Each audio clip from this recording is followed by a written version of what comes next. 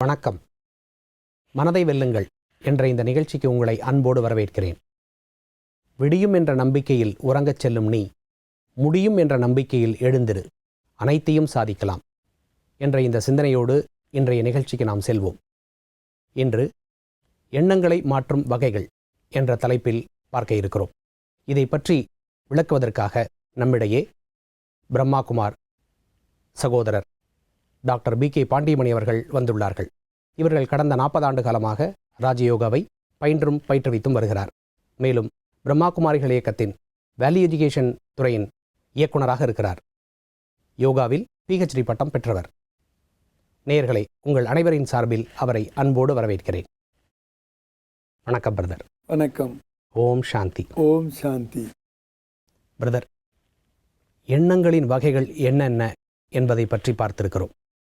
ஆனால் நாம் விரும்பியபடி நம் எண்ணங்களை மாற்ற முடியுமா? அப்படி முடியும் என்றால் என்னென்ன வழிகள் உள்ளன என்பதை கூற முடியுமா? அதாவது நாம் எண்ண ஓட்டத்தை பற்றி ரொம்ப நாளாக பார்த்துக்கிட்டே வர்றோம். இந்த எண்ண ஓட்டங்கள் எப்படிப்பட்டதாக இருக்கின்றது என்று வகைகளை பார்க்கும்போது அதில் முக்கியமாக 2 விஷயங்களை பார்த்தோம். ஒன்று நேர்மறையான எண்ணங்கள், இன்னொன்று எதிர்மறையான எண்ணங்கள். ஆக இப்போ எதிர்மறையான எண்ணங்களை மாற்ற வேண்டும் என்ற நாம் முடிவுக்கு வந்துட்டு அதை மாற்றணும்னா அதுக்கு ஏதாவது வழி இருக்கா என்று நம்ம பார்க்க போயிடும். ஆக இன்றைய நிகழ்ச்சியில் 3 வகைகளை நான் உங்கள்கிட்ட கூறலான்னு நினைக்கிறேன். முதல்வது நேர்மறை எண்ணங்கள், பாசிட்டிவ் திங்கிங். இதன் மூலமாகவும் நாம் எண்ணங்களை மாற்ற முடியும். இரண்டாவது மனத்தோற்ற முறை, நாம் விஷுவலைசேஷன் என்று கூறுகின்றோம். அதன் மூலமாகவும் நாம் எண்ணங்களை மாற்ற முடியும். மூன்றாவது ராஜயோக தியான முறை. இதன் மூலமாகவும் நம்மளுடைய எண்ணங்களை மாற்ற முடியும். ஆக இந்த 3 முறைகளை பற்றி இன்னைக்கு நம்ம தெளிவாக பார்க்க இருக்கின்றோம். அதில் முதற்கண் வர்றது நேர்மறை எண்ணங்கள். பாசிட்டிவ் திங்கிங் நமக்கு வேணுங்கிறத விட நாம் தான் அதை உருவாக்க வேண்டும்.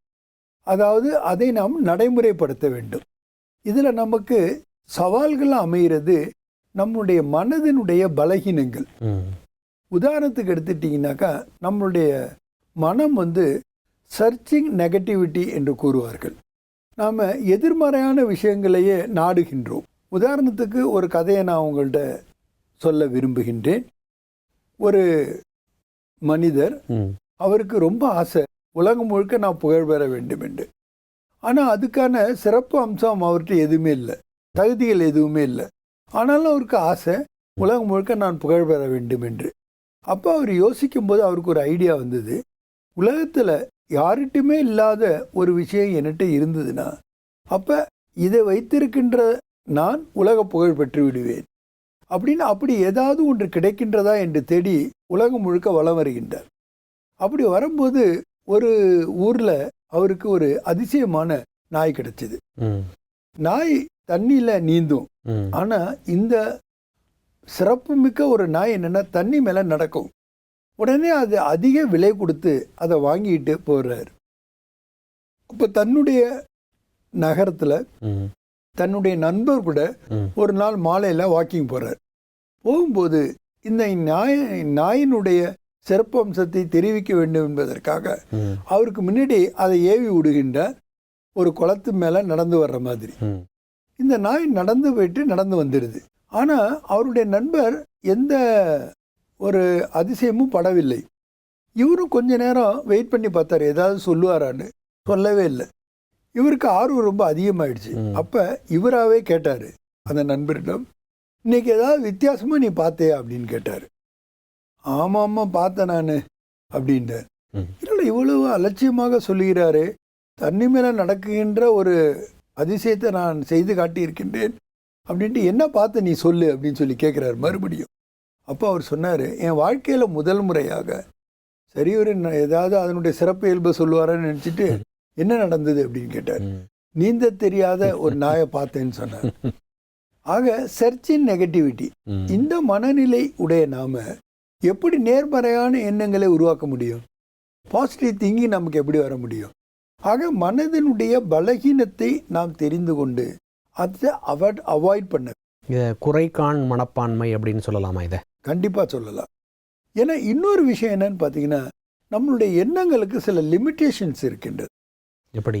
அதாவது நாம் எதிர்காலத்தை பார்க்க முடியாத காரணத்தினால நம்ம தகுதிகளை குறைத்து கொண்டு உண்மையான தகுதிகளை நம்ம ஐடென்டிஃபை பண்ணாமல் பல விஷயங்களில் எதிர்காலத்தை பற்றி பயத்தை பெறுகின்றோம். இந்த எதிர்கால பயமானது நிகழ்காலத்தில் நாம் செய்கின்ற செயல்பாடுகளில் வெற்றியை அடைய முடியாமல் போய்விடுகின்றது. அதாவது எதிர்காலத்தில் நாம் ஒரு லட்சியத்தை அடைய வேண்டும் என்றால் முதல்ல நமக்கு நம்பிக்கை இருக்கணும், நாம் அதை அடைய முடியும் என்று. முடியும் என்ற நம்பிக்கை இல்லாமல் என்னால் முடியுமா என்ற நம்பிக்கை இன்மை நம்மிடம் வந்துவிட்டால் நிச்சயமாக அதை நம்மளால் சாதிக்க முடியாது. ஆக இந்த எதிர்மறையான எண்ணங்களில் முக்கியமான 2 வார்த்தைகளை நம்ம பார்த்தோன்னா, ஒன்று இயலாது, 2வது முடியாது. இயலாது என்பது என்னுடைய பலகீனத்தினுடைய ஆதாரத்தில் அல்லது எனக்கு ஒப்புமையற்ற ஒரு சூழ்நிலையில் நாம் முடிவெடுக்கின்றது விஷயம். அதே நேரம் முடியாது என்பது எதிர்காலத்தை கணக்கில் கொண்டு நாம் எடுக்கின்ற ஒரு தீர்மானமாகும், பயத்தின் காரணமாக. ஆமாம். அதனால தான் பார்த்தீங்கன்னாக்கா நாம் எதிர்மறையான உணர்வுகளை நாம் பெற்று அதன் காரணமாக எதிர்மறையான எண்ணங்களை நாம் பெறுவதற்கு முக்கியமான பங்கு வகிப்பது நம்மளுடைய மனப்பாங்கு ஆகும், கண்ணோட்டமாகும். நம்மளுடைய ஆட்டிடியூட்ல முதல்ல கரெக்டாக இருக்கணும். நம்மளுடைய ஆட்டிடியூட் பாசிட்டிவாக இருந்ததுன்னு வச்சுங்க, நிச்சயமாக நமக்கு எப்பொழுதுமே பாசிட்டிவ் திங்கிங் தான் வர முடியும். ஆக பாசிட்டிவ் திங்கிங்கை நாம் கொண்டு வர வேண்டும் என்றால் பாசிட்டிவ் ஆட்டிடியூட் இருக்கணும். ஆக அதுக்கு நம்மளுடைய மனதை முதல்ல தயார்படுத்த வேண்டும். அதுக்கு தான் ஒரு விஷயம் நான் நடைமுறை வாழ்க்கையில் பார்க்குறேன். எதை ஒன்றையும் நாம் செய்ய வேண்டும் என்றால் முதல்ல தெரிந்து கொள்ளணும், அடுத்து புரிந்து கொள்ளணும், அடுத்து ஏற்றுக்கொள்ள வேண்டும், 4வது அதை நடைமுறைப்படுத்த வேண்டும். அப்போ தான் அதிலிருந்து நாம் அதன் சொரூபமாக ஆக முடியும். ஆக பலனை பெறுவதற்கு முதல்ல நாம் தெரிந்து கொள்ள வேண்டியது நிறைய. இப்போ மனம் என்பது எப்படி செயலாற்றுகின்றது? இப்போ இந்த மனம் செயலாற்றுவதற்கு நிகழ்காலம் மட்டும் காரணமாக இருக்கான்னு பார்த்தீங்கன்னா அதுதான் இல்லை. நம்மளுடைய கடந்த காலமும் முக்கியமான பங்கு வகிக்கின்றது. இதில் இன்னொரு அதிசயம் என்னன்னு கேட்டிங்கனாக்கா, இந்த ஜென்மம் மட்டும் அல்லாமல் இதற்கு முன்னாள் ஜென்மத்தில் நாம் எப்படிப்பட்ட எண்ணமுடையவராக இருந்தோமோ அந்த பழக்க வழக்கம் இன்றும் நம்மிடம் தொடர்கின்றது. இதில் நீங்கள் ஏற்கனவே மனது எப்படி செயலாற்றுகிறது என்பதை ஒரு டீம் மூலமாக நீங்கள் புரிய வைக்கிறீர்கள். T for thoughts, E for emotions, A for attitude, M for memory அப்படின்னு. இப்போ அது நம்மளுடைய நிகழ்காலத்துக்கு அது கடந்த காலமும் ஒரு காரணமாக இருக்கிறது அப்படின்னு. அப்போ இது ரிவர்ஸில் செயல்படுதோ? இல்லை, டீம் என்பது இந்த முக்கியமான விஷயம் என்னன்னு கேட்டிங்கன்னா மெமரி தான். இந்த மெமரியில் தான் ஐடென்டிட்டி கிரைசிஸ் வருது. ஆக நான் என்னை எதுவாக நினைக்கின்றேனோ அதற்கேற்ப என்னுடைய எண்ணங்கள் வருகின்றன. ஆக என்ன நான் எப்படி அடையாளப்படுத்தி கொள்ளுகின்றேன்? நான் வெற்றியாளனாக இருந்திருக்கின்றேன், இப்பொழுது மட்டுமல்ல ஒவ்வொரு கல்பத்திலும். அதாவது இந்த காலச்சக்கரம் என்பது 5000 ஆண்டுகளுக்கு ஒரு முறை திரும்ப திரும்ப சொல்லுகின்றது. உதாரணத்துக்கு சொன்னீங்கன்னா, இப்போ நாம் 2 பேரும் பேசிக்கிட்டு இருக்கோம்னா இப்போ நம்ம பேசலை, முதல் தடையாக பேசவில்லை, பல முறை பேசியிருக்கின்றோம். அதுவும் ஒவ்வொரு 5000 ஆண்டுகளுக்கு முன்னாடியே நம்ம பேசி இருக்கின்றோம். இது ஆன்மீகத்தில் நமக்கு கிடைக்கப்பட்ட ஒரு ஆன்மீக அறிவு. இந்த ஆன்மீக அறிவின் காரணமாக இதை நம்ம நடைமுறைப்படுத்தும் போது செய்வது எளிதாகிவிடுகின்றது. இப்போ பாருங்களேன், எந்த ஒரு மாற்றமும் உங்களிடம் திணிக்கப்படும் போது நீங்கள் ரொம்ப கஷ்டப்படுறீங்க. ஏன்னா மாற்றத்தை மனது விரும்புவதே கிடையாது. அது நம்மளுடைய உணர்வுகளாக இருந்தாலும் சரி, நடத்தைகளாக இருந்தாலும் சரி, அல்லது நிறைவேற்றுதல்களாக இருந்தாலும் சரி, மாற்றத்தை இது விரும்புறதில்லை, விரும்புறதே இல்லை. ஏன்னு கேட்டீங்கன்னா அது பழதுக்கு பழக்கப்பட்டு இருக்கின்றது. எந்த வழக்கத்தில் இருக்கின்றதோ அதில் பழக்கப்பட்டு இருக்கின்ற மனம் மாற்றத்தை விரும்புவதில்லை. ஆனால் இப்போ நாம் எந்த ஒரு சூழ்நிலையில் இருக்கிறோன்னா, இப்போ நாம் வெற்றியை அடைந்தே தீர வேண்டும், நம்மளுடைய லட்சியத்தை நாம் அடைந்தே தீர வேண்டும், நம்மளுடைய எதிர்காலத்தை நாம் ஒளிமிக்கதாக ஆக்கி கொள்ள வேண்டும். இன்னைக்கு நம்ம பார்ப்பதற்கு சாதாரண மனிதராக இருக்கலாம், இது காலத்தினுடைய கட்டாயமாக ஆகிவிட்டது.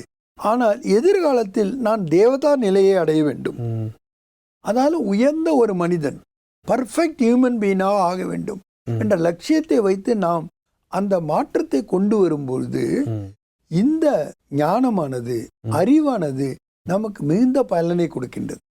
ஏனென்றால் பாருங்க, எந்த ஒரு காரியத்தையும் நீங்க முதல் முறையா செய்யும் போது கஷ்டமா தெரியும்.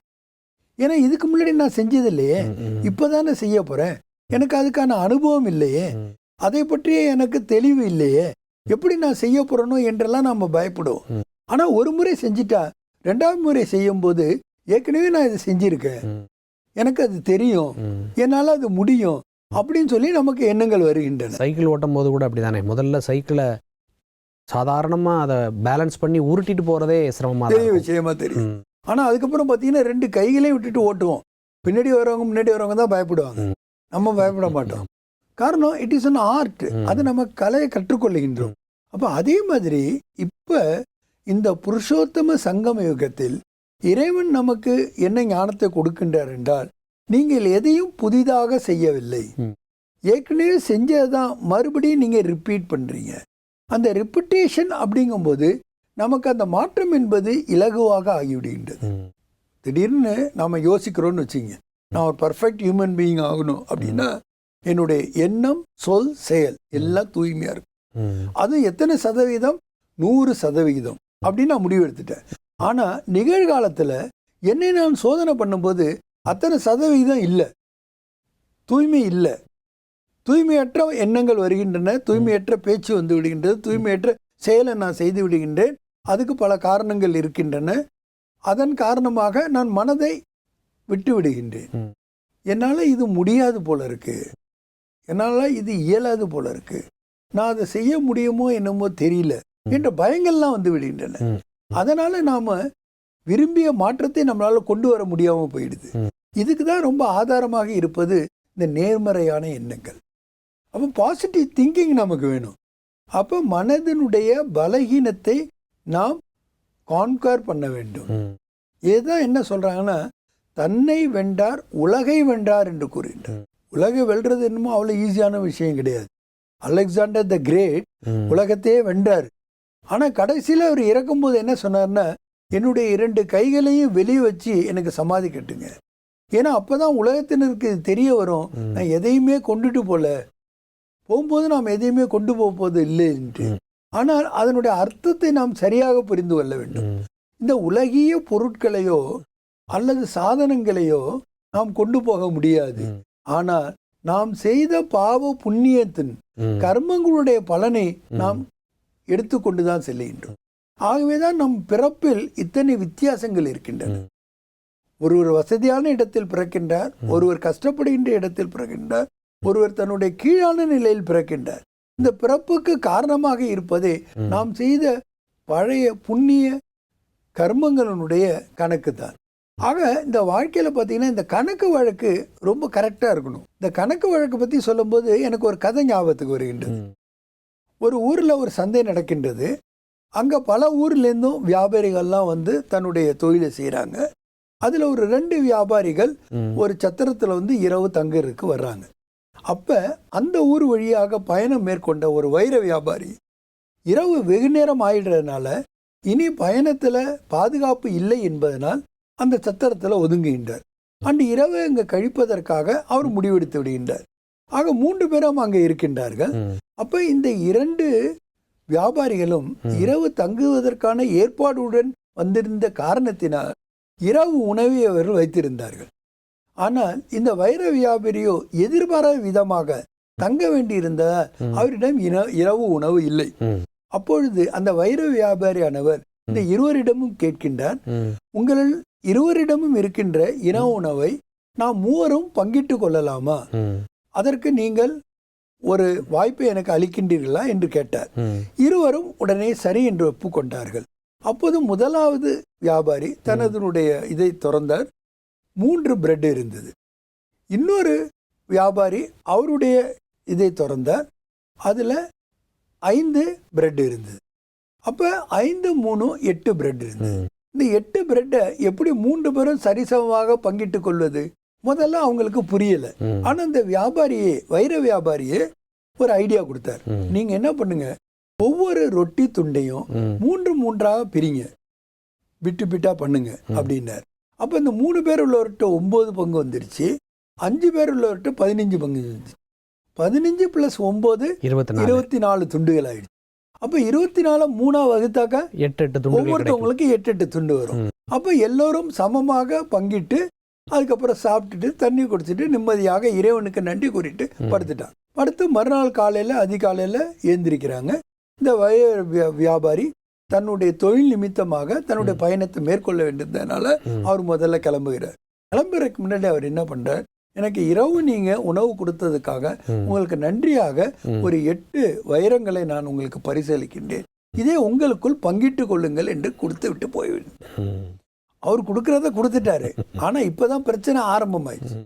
என்னன்னா இது வரைக்கும் ஒற்றுமையாக இந்த 2 வியாபாரிக்குள்ள அதை எப்படி பிரித்து கொள்வது என்பது பிரச்சனையாகிவிட்டு 2 பேரும் சரிசமமா பிரிச்சுக்க வேண்டியதானே. அது எப்படி முடியும்? ஏன்னா முதலாம் அவர் என்ன சொல்றாருன்னா, நான் என்னிடம் இருந்ததே 3 ரொட்டி துண்டு தான், அதை நான் இதுல போட்டுட்டேன், அதனால எனக்கு தான் 5 வைரங்கள் வேணும், நீ வேணா 3 எடுத்துக்க அப்படின்றார்.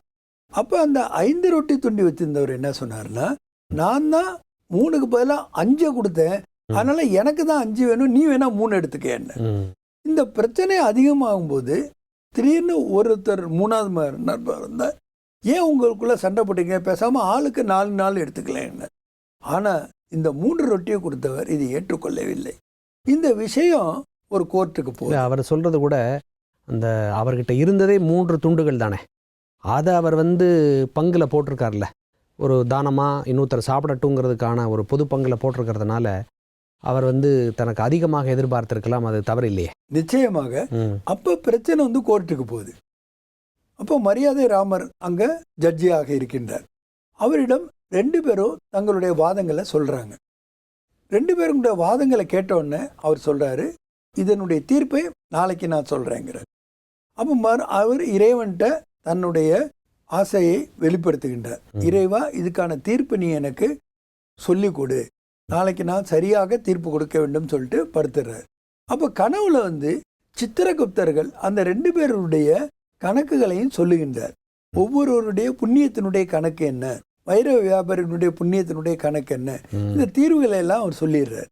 மறுநாள் இந்த மரியாதை ராமர் வரும்போது மறுபடியும் அவை கூட்டப்படுகின்றது. மக்களுக்கெல்லாம் ரொம்ப ஆர்வம், இதுக்கு என்ன ஒரு தீர்வு கிடைக்க போகின்றது நம்ம பார்க்கணும். 3-5 அல்லது 5-3 அல்லது 4-4 என்ன இருக்கும், இதை தெரிஞ்சுக்கணும்னு ஆசையில எல்லாமே இருக்கிறாங்க. அப்ப இந்த மரியாதை ராமர் சொன்னாரு, இந்த 3 ரொட்டி துண்டு கொடுத்தவர்கிட்ட வச்சிருந்தவர்கிட்ட உனக்கு 1 வைரமும், அந்த 5 ரொட்டி துண்டு வச்சிருந்தவர்கிட்ட 7 வைரமும் கொடுக்கணும்ட்ட. எல்லாத்துக்கும் ஒரு சலசலம். இது என்ன நியாயமா தெரியவே இல்லையே, இது எப்படி இப்படி சொல்லப்பட்டதுன்னு. நம்மளுடைய கண்ணோட்டத்தில் நமக்கு இருக்கக்கூடிய 3 விஷயங்கள் தான் இருக்கு. நார்மல் மேத்தமெட்டிக்ஸில் 3 ரொட்டி துண்டை எடுத்து கொடுத்தவன் 3 வைரத்தை எடுத்துக்கலாம், 5 ரொட்டி துண்டு வச்சவன் 5 வைரத்தை எடுத்துக்கலாம். இல்லை அப்படின்னா பாதி பாதியாக 4 பிரித்து கொள்ளலாம். இங்கே 3 ரொட்டி துண்டு வச்சவன் 1 வைரமும் 5 ரொட்டி துண்டுகள் கொடுத்தவருக்கு 7 வைரம் அப்படிங்கும்போது இயல்பாக ஒரு தீர்ப்பாக இருந்தது. அப்ப இவர் அதுக்கான காரணத்தை சொன்னாரு. உதாரணத்துக்கு 3 ரொட்டி துண்டு வச்சவன் 3 9ல் 8 அவனே சாப்பிட்டுட்டான். ஆமா, 1 தான் கொடுத்துருக்கான். ஆனா அதே நேரத்துல 5 ரொட்டி துண்டு வச்சிருந்தவன் 15ல் 7 துண்டை கொடுத்துட்டான். 8 கொடுத்துட்டான், 7 சாப்பிட்டுட்டான். 8 சாப்பிட்டுட்டான், 7 பங்குல போட்டிருக்கான். அப்ப ஆட்டம்ல அவன் கொடுத்தது அதிகம், அதனால அவன் பெற வேண்டியது அதிகம்னு சொன்னாராம். இது எதுக்காக சொல்ல வரானா, நாம என்ன நினைக்கிறோமோ என்ன செய்யறோமோ அது வேற, ஆனா கணக்குன்னு ஒண்ணு இருக்கு. இது ஆண்டவன் கணக்குன்னு வச்சுக்கலாமா? இதை அது ஆண்டவன் கணக்குன்னு சொல்றதை விட கர்மத்தினுடைய கணக்குன்னு வச்சுக்கலாம். அது நேர்மையான எண்ணங்களை நம்ம பெற வேண்டியது அத்தியாவசியமாக இருக்கின்றது. அப்ப நேர்மையான எண்ணங்கள் ஒரு வழிவகையாக இருக்கின்றது. 2வது வழிவகை அப்படின்னு பாத்தீங்கன்னா மனத்தோற்றம். இந்த விஷுவலைசேஷன், இந்த மனத்தோற்றத்தின் மூலமாகவும் நாங்க எண்ணங்களை மாற்ற முடியும். இதுல பாத்தீங்கன்னாக்கா இந்த விஷுவலைசேஷன் என்பது இயற்கையாகவே நடைபெறக்கூடிய ஒன்று. உதாரணத்திற்கு நான் சூரியன் அப்படின்னு சொன்னேன்னா உங்க மனதில் என்ன காட்சி வருகின்றது? சூரியன் தான் காட்சிக்கு வருகிறது. அதாவது ஒரு வட்டமானது ஒன்று, ஒளியோட இருக்கக்கூடியது, ஒன்று. ஒரு ஹாட்டா இருக்கக்கூடியது. அதுதான் கண்டிப்பா நான் அதே சந்திரன் என்று சொன்னால் உங்க மனதில் என்ன வருகிறது? அதே மாதிரி மனத்தோற்றம் வட்டமா வட்டமா வரும், ஆனா ரொம்ப ஹீட்டா ஹீட்டா இருக்காது, குளிர்ச்சியாக கூலா இருக்கும். ம், அந்த வித்தியாசம் வருகின்றது. ஆக உன்னை கேட்ட உடனேயே ம். நம்ம மனத்தோற்றம் வருகின்றது. உருவகப்படுத்திக்கிறோம். ஆமா.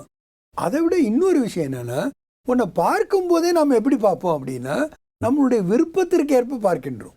அதுல நம்ம வண்ணத்தை பூசி விடுகின்றோம். எப்படி? இவர் நல்லவர் அப்படின்னு நினைச்சிட்டேன்னா, ம், உங்களை பற்றிய எண்ணங்கள் எல்லாம் எனக்கு நல்லா தான் வரும். ம், இவர் எவ்வளவு சிறப்பு வாய்ந்தவராக இருக்கின்றார், எவ்வளவு உண்மை பேசுபவராக இருக்கின்றார், அப்படியெல்லாம். இவர் கெட்டவர்ன்னு நான் நினைச்சிட்டேன்னு வச்சுங்க, அதான் எனக்கு பிடிக்காதவர்னு வச்சுங்க. ம், ம், ம். இந்த பிடித்தல் பிடிக்காது இதிலே வித்தியாசப்படுது. அப்போ பிடிக்காதவர் என்று பார்க்கும் பொழுது அவருடைய நெகட்டிவிட்டிஸ் தான் எனக்கு தெரியுது. இல்லைன்னா நானே நெகட்டிவிட்டிஸை கற்பித்து கொள்ளுகின்றேன். இவர் இப்படி இருக்கலாம், அப்படி இருக்கலாம், இப்படிப்பட்டவராக இருக்கலாம் என்றெல்லாம் நான் கூற ஆரம்பித்து விடுகின்றேன். ஆக மன தோற்றத்தை நாம் உருவாக்கி அதன் மூலமாக நம்மளுடைய எண்ணங்களை மாற்றிக்கொள்ள முடியும். இப்போ இந்த எண்ணங்களுடைய மாற்றம் என்பது நேர்மறையான எண்ணங்களிலிருந்து எதிர்மறையான எண்ணங்கள் அல்ல. எதிர்மறையான எண்ணங்களிலிருந்து நேர்மறையான எண்ணங்களை நாம் எப்படி மாற்றிக்கொள்வது என்பதுதான். இதுல 2வது முறை தான் நாம் அந்த மன தோற்றத்தை பார்த்தோம், விசுவலைசேஷன். ஆமா. 3வது தான் ராஜயோக தியான முறை. இந்த ராஜயோக தியான முறை ரொம்ப சுலபமானது. இப்ப மனதை கட்டுப்படுத்துவது என்பது அவ்வளவு எளிதல்ல. இது எல்லாருக்குமே தெரியும். ஏன்னா மனம் குதிரை மாதிரி வேகமா போறது, காற்றை விட வேகமாக கடிகி செல்லக்கூடியது. அப்படிப்பட்ட மனதை நீங்க கண்ட்ரோல் பண்ணணும்னா அதுக்கு என்ன செய்யணும்? அதுக்கு எளிய வழி என்னன்னு பார்த்தீங்கன்னா ராஜயோக தியான முறை.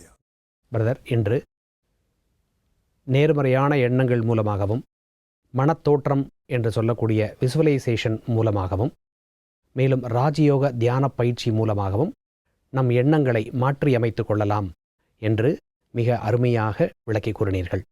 இந்த நிகழ்ச்சிக்கு வந்தமைக்கு நன்றி. ஓம் சாந்தி. ஓம் சாந்தி. எண்ண வகையை மாற்றும் முறைகள். நேர்மறை எண்ணங்கள்.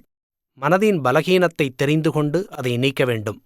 எதிர்காலத்தில் நாம் ஒரு லட்சியத்தை அடைய வேண்டுமென்றால் அதை என்னால் அடைய முடியும் என்ற நம்பிக்கை இருக்க வேண்டும்.